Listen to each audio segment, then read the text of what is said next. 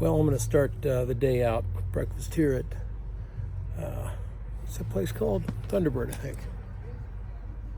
Thunderbird Restaurant, Mount Carmel Junction here in Utah. It's beautiful. It's a little chilly in the air, but had a nice little ride up from Fredonia through Kanab. I'm on Highway 89. Love Highway 89. One of the best places to be. This, by the way, is the place of the homemade pies. There's a great story to it. I'm not going to tell it to you because you'll have to find out on your own. Heading up to Highway 12, which will cut over to Cedar City.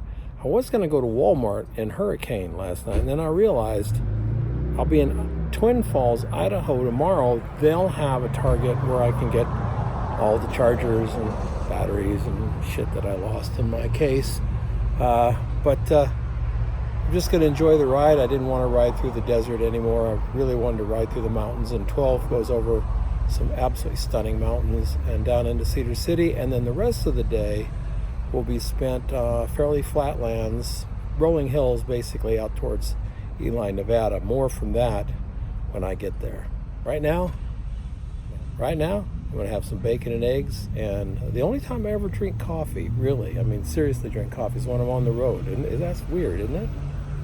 But I'm going to have a cup of coffee and hit the road. This is pretty cool. I'm up on Highway 12 between, I guess you'd say Panguitch and Cedar City, headed towards Cedar City. And there's this lava, and I don't know if you can see it on the iPhone, but that black that you see back there is nothing but lava flows, and it goes really, if you're up on that part of the road, it goes as far as the eye can see. It's just amazing.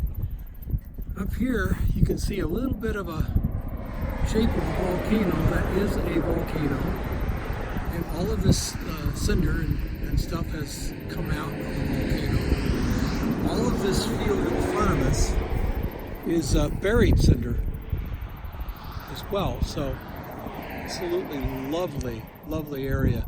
This is Highway 12. Highway 12, one of the most beautiful scenic highways, I think, in the world.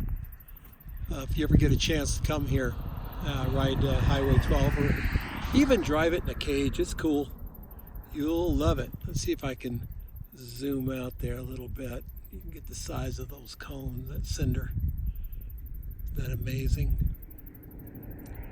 Way out in the distance there is Zion, looking at it from the north. Let's see if I can bring it in. It's quite hazy out there, but that's Zion.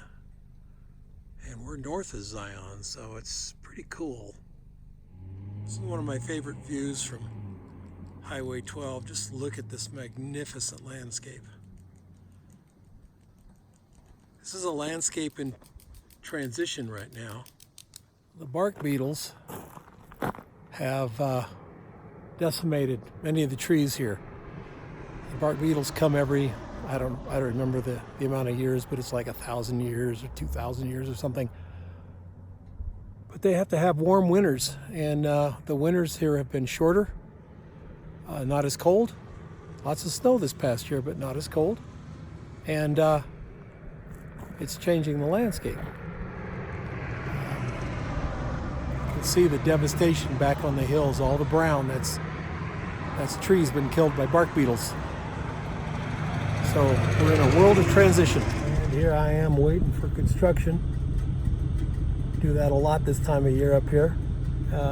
This is Highway 12. I'm about 10 miles from Cedar City, and they've got it down to one. I'm up on Highway 130. I'm heading toward a little town called Minersville. That'll eventually take me to Ely, and I'm passing through the smoke of a brush fire here to the west. Brings back memories of a couple of years ago, but it doesn't look like it stretches too far.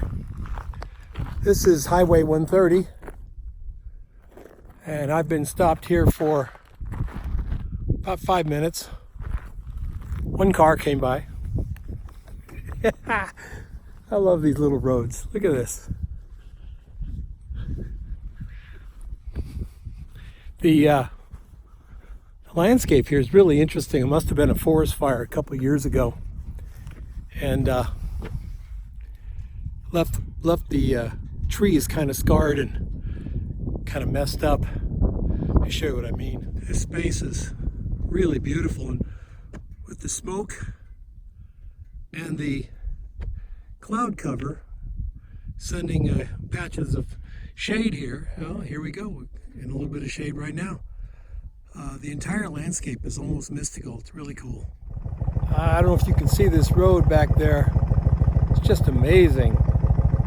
There's a great big like valley here. The road goes straight across it. It's absolutely stunning. This is not the Great Basin. I'm going to come up to the Great Basin National Monument or Park or something here in a little while. This is not the Great Basin, but I guess it's the almost Great Basin because it is unbelievably huge little valley surrounded by amazing mountains. Can you see all the mountains around it? I don't know if you get the real feel of how big these mountains are from this video, but man, this is fun.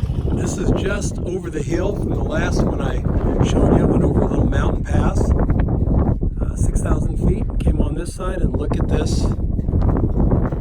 Look at this expanse. My. Just incredible. The amazing thing is, look at this road. I don't know how many miles that is, but it's a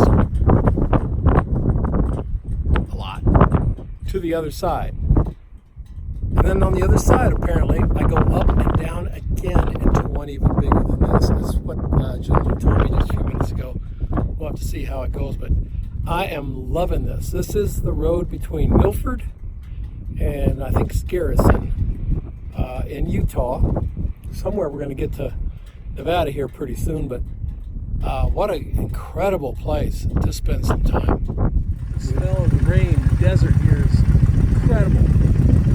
Probably so muted. There, I got my helmet up. The smell is just beautiful. I don't know, how do you explain wet desert? It's just stunning.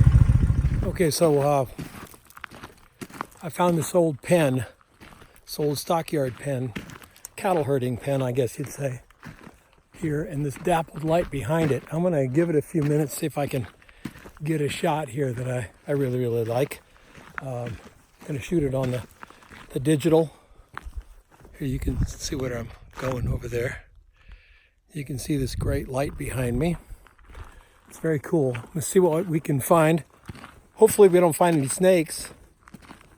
Just saying. Well, the sun didn't cooperate. And now we've got a huge cloud.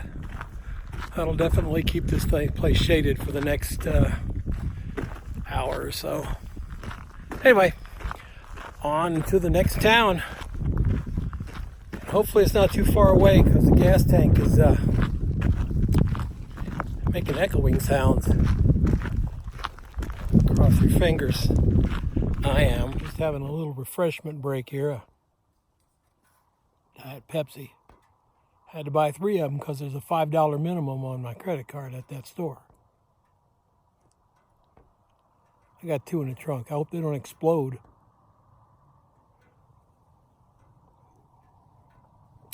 Just came over a 7,000 foot pass, Sacramento Pass. I don't know why they call it that. I don't think you can see Sacramento from here. First car in a while. Oh, there's another one coming on the other side. Bam! Traffic's getting thick. Must be rush hour here on 50. 50 they call the world, is it the loneliest highway in the world or the loneliest highway in the U.S. or the most forgotten highway or the loneliest highway or whatever.